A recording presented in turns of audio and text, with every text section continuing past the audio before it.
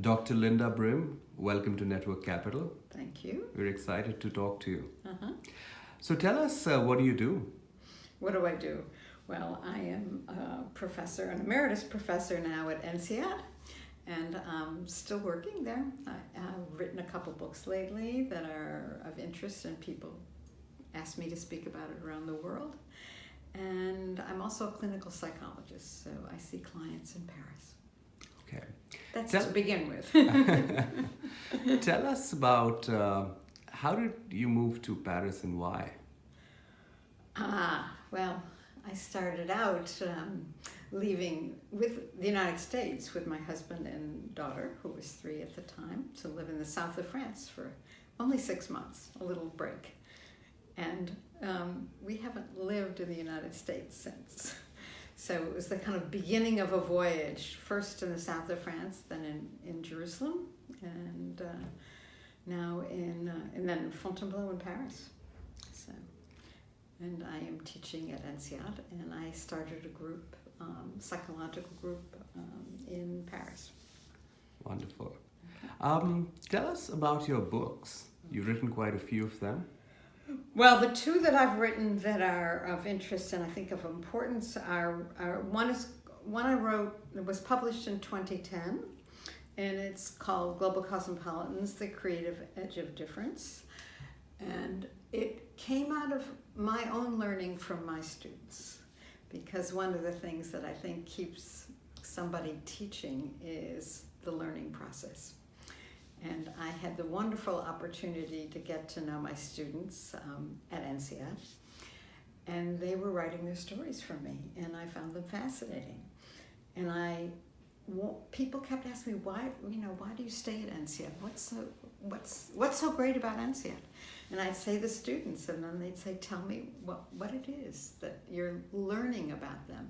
And I said, well, one of the things that I find fascinating are the number of people that have lived in more than one culture, have really learned about those cultures, learned the languages, learned how people related, and worked or studied, or when they were children or when they were adults, but they had that experience and it changed them forever. And so I tried to capture this phenomenon and tried to name it, because being at INSEAD, I was surrounded by people like that, but in a place, and sometimes with my friends, they were saying, well, who are these people? So I tried to capture it in my first book, talking about who they are, what their skills are, and how they learned from life. And one of the things that I truly believe that there's the greatest learning arena for each individual is knowing what you're learning from life over time. What is life teaching you? What's your story? And I found that by writing my book, I was helping people tell their story, because some of the people that moved around, one of the skills they'd learned was being adaptable. And so it was invisible what they had learned. And so I kept saying, you've learned some great things, make those lessons visible, so that you can use them in your life and in your work. And so that's, really why I wrote my first book and what I do when I'm teaching a lot, and I believe it. My next book, I don't know if I'm going too quickly, but no, it's perfect. Yeah. Is called The Global Cosmopolitan Mindset. And this book was based on lessons from what I call the new global leaders, which are people that have continued on that global path. And I started listening to their stories, because these are the people that kind of love the adventure of the global odyssey. They love the process of learning. And one of the things that would keep them on this voyage would be that they were always learning, and they were reflecting about that learning. And so I was gathering their stories, and as I listened to them, I realized that their attitude toward learning was really the key. That some people travel and they want to just go home. They're not really open to learning new things. But the people that I was studying, it doesn't mean only Global Cosmopolitans, by the way, but they were really open to learning new things, to questioning their ideas, to knowing what they didn't know and trying to figure out how to learn. And so for me, the global cosmopolitan mindset certainly starts with what we've been calling lately a growth mindset, which is, life is an opportunity to learn and grow our minds, grow our ideas, learn new things, not just state what we know. Second part of the global mind is really the global mindset. If you live in one place, you often have one perspective. You might not even know it because it might be shared by all the people around you. By traveling, that way of thinking can be questioned, and you can start to be open to other perspectives, other ways of seeing things. It's not the only way to do that, but I found that my global cosmopolitans did that. So that if they lived in France for a long time, they certainly had a sensitivity to the perspective of the French, as well as the place that they'd come from. That's a second piece. The third piece of the mindset is that you have to be creative. People that have moved around the world and lived in different countries have to compose their own lives. There's no formula. There's no formula anyway. We never know what life is going to be like next week. But for them, it's really finding solutions to what seems like simple questions for many people. For example, people will often ask a global cosmopolitan, where's home? And, when you're in your 20s, you might still say, well, home is where my parents are, or home is where I was living last week. But as people progress on this road, they start to learn that defining home is something very personal. And so they have to define it in their own way. They have to create what home means for them. That's one piece of it. But along the odyssey that they pursue, they're constantly being confronted with questions, the same as everybody else. Where are you going to work? What are you going to do? How do you want to grow? Are you going to have a partnership? Are you going to have children? All these questions are normal, but they're more complex for people that are global. So they have to use that little creative piece of the mindset. One question would be, what is home? The other question would be, where is home? So what do you think are these answers different? For some people, no. They're very clear, you'll say to some people that if you say, where is home? What is home? They'll say, my house in the French countryside. I can always picture it. I always feel at home there. I have to spend time there. It's a place. For others, it's different. It can be at being at home in a language. It can be being at home with your books or with your friends. People have different ways of defining it, and by the way, it changes. Very often, people that have developed a family life will often say, where my family is home. As long as the people that I have created a family with, they provide a home setting for me. So it doesn't matter what place we're in. So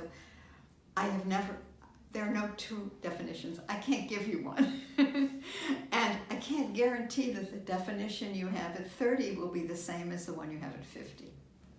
So it changes. It can change.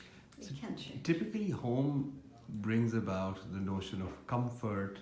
Do you think for global cosmopolitans, the notion of home, whatever that might be, is comfortable, or they enjoy the discomfort?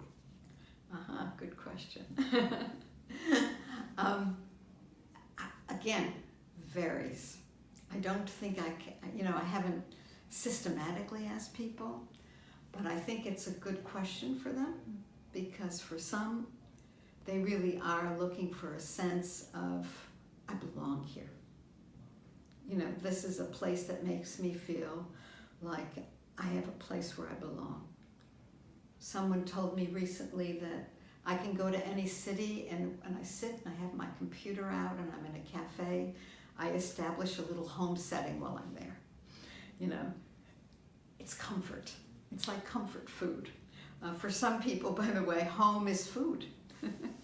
I had one person that I interviewed when I was in Peru who told me about his move to Korea, and he'd never left Peru before. And when he got to the airport, he could smell the food. And he said that was the moment when he realized he was no longer home. Food was going to be different. The smells of food would be different. And he'd have to find a way to come to terms with that while he was living in another country. Tell me about the process of writing this book. Mm-hmm. How did you go about diving deeper, dividing the chapters, interviewing people? I'm interested in also learning about your routine, because you're a professor as well. Well, certainly the most enjoyable part, if I can put it that way, of writing a book is interviewing people, because I love to learn from stories. So I spent quite a bit of time just talking to people, listening to their stories. I had questions in the beginning, a framework, but I didn't let it become a rigid framework. I let the process evolve, because some people came up with new ideas and things shifted. So I had hundreds of interviews with people from all over the world. I really wanted to have a sense of people in different parts of the world and also at different life stages.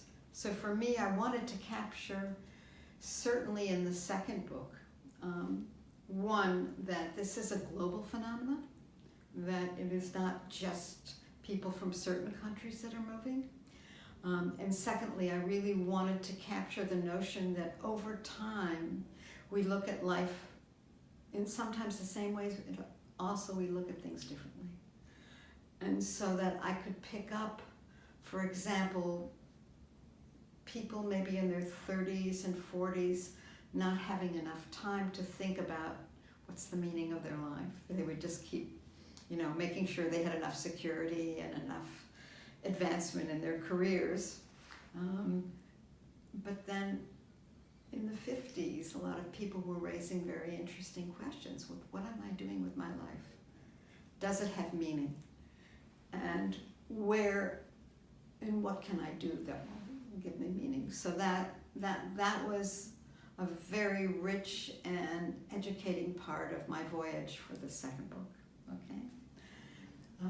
Then, in order to write a book, I had to repeat a little bit of, who Global Cosmopolitans were, talking about the mindset, and then using stories to tell the story of these people, how they think, what their attitudes are, and what the challenges and the opportunities are of a global life. And one of the things I tried to do was use stories to capture some of the challenges. And by the way, one of the people I interviewed said, well, there are no real challenges. Challenges are opportunities. And that taught me a lot, because then as I listened to people, I realized that many of them, as much as some of their life stories would be so complex, they loved it. They loved the complexity.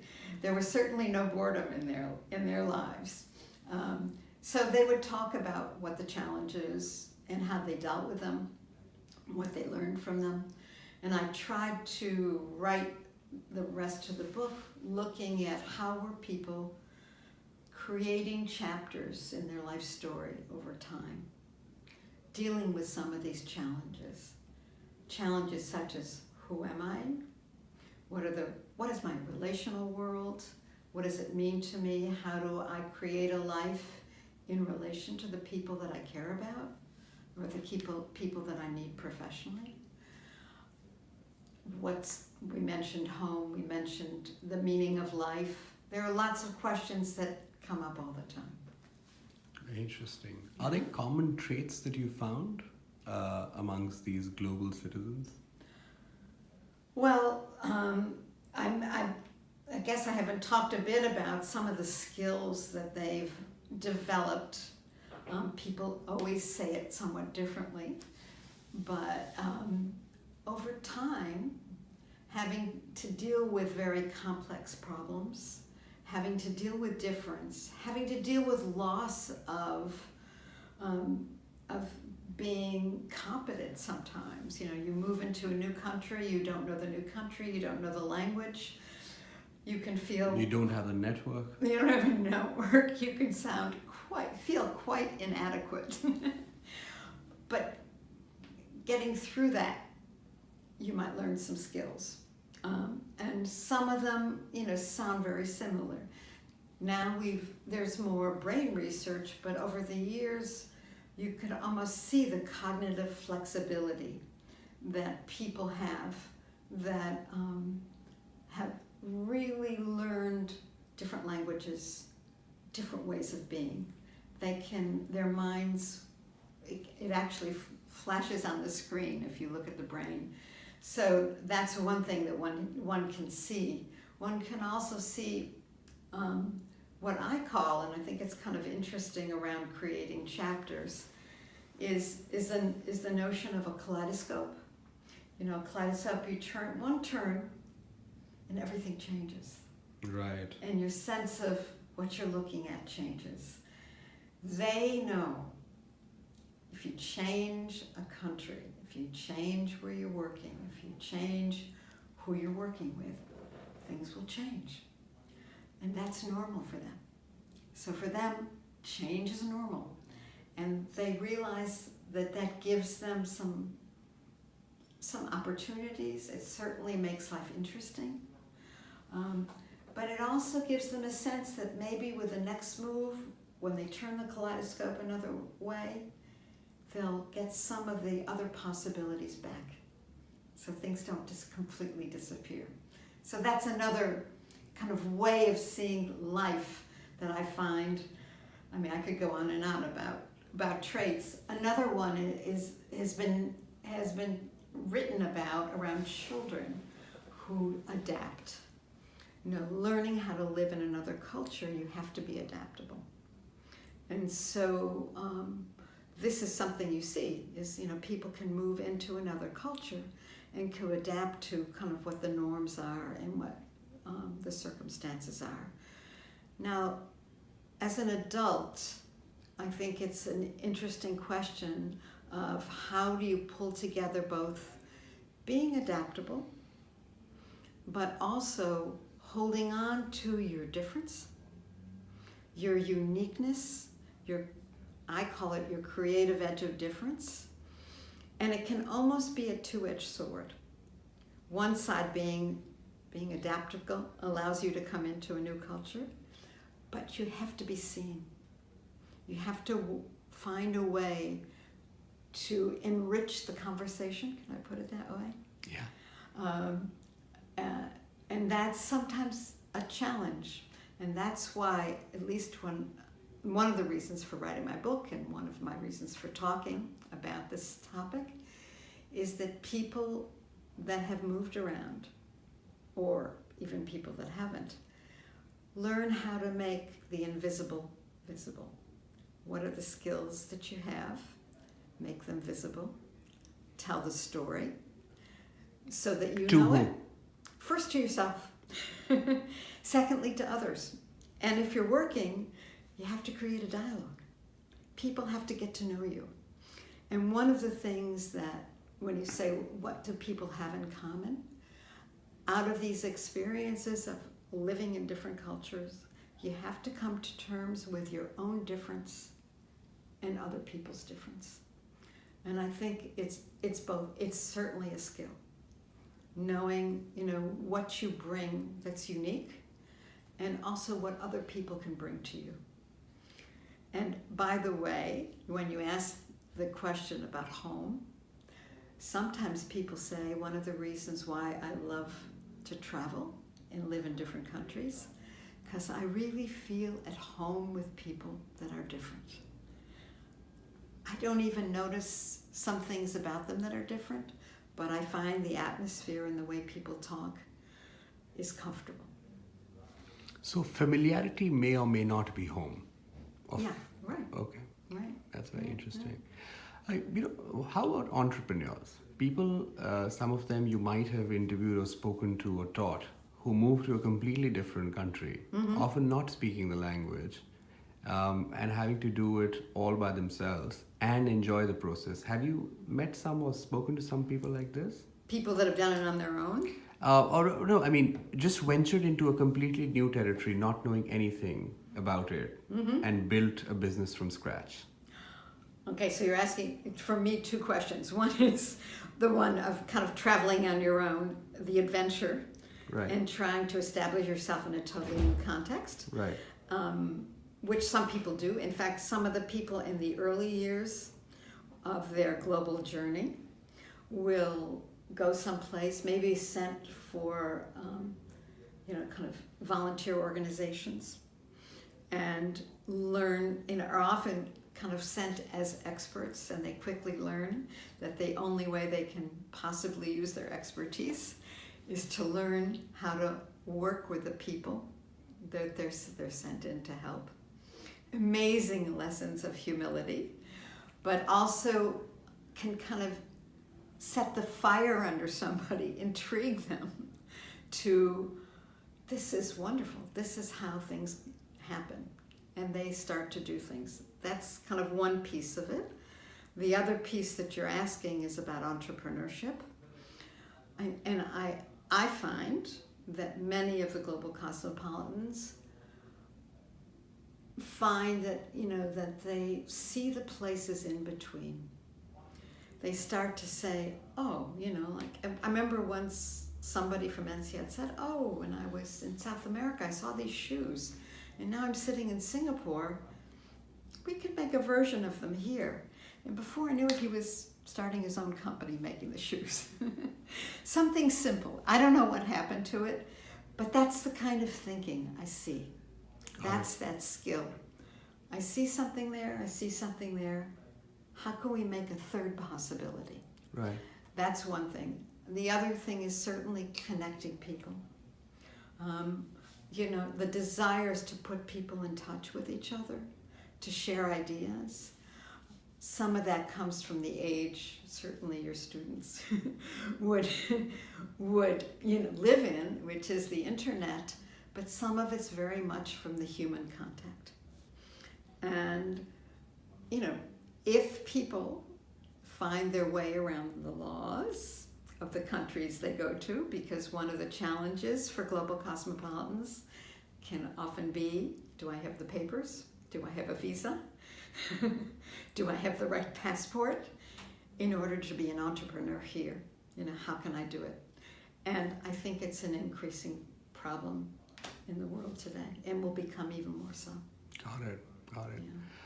Is there a personality type that does this more than others? I don't like to, put people in categories. So I avoid typing people because, one, you never know. Sometimes people that you don't think will be good at it are great at it.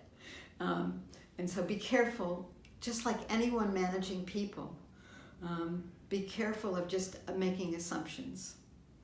Give somebody opportunities to learn in the best way possible to do things. I do think that one of the challenges that people have to deal with is change. One is change.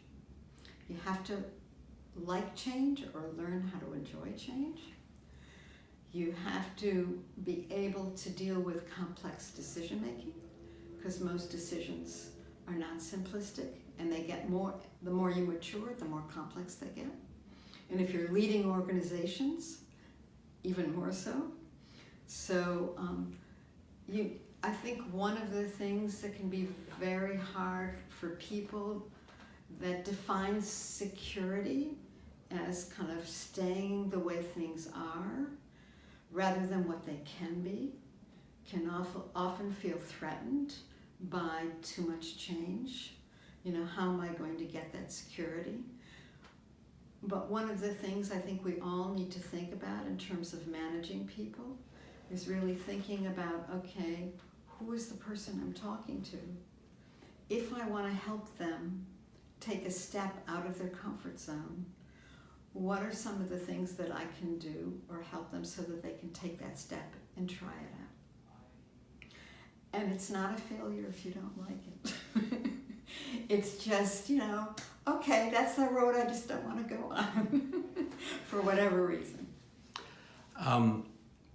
In writing this book, you would have spoken to both men and women. Yes. Is there any data available or any insights that you have to share on any perceptible differences in the way they approach the global citizenship or global, being a global nomad in a way? Well, I think, I don't have statistics to share with you today, okay?